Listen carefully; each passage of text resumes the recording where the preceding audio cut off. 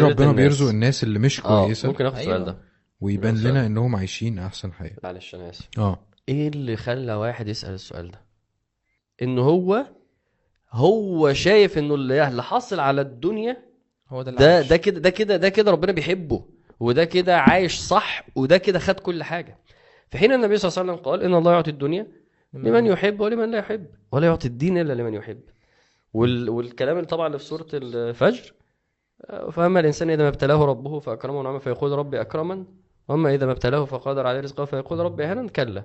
فإذا برضه هتبقى النظرة الغلط إيه هي الدنيا وتعلقي بيها يخليني أقول هو إزاي ده حاصل، في حين لو أنا فاهم الدنيا دي حاجة فانية لا تسوى عند الله كذا، واللي ياخدها ويخش بيها النار فده خسر الدنيا والآخرة وكذا.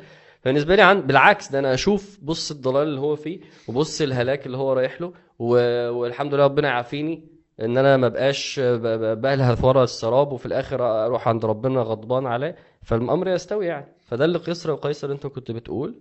فالنبي صلى الله عليه وسلم قال لسيدنا عمر اما ترضى ان تكون لهم الدنيا ولنا الاخره؟ يعني مش هياخدوا حاجه في الاخره، مش هياخدوا حاجه في الاخره، هم بيضيعوا بسبب اللي بيحصل فيهم.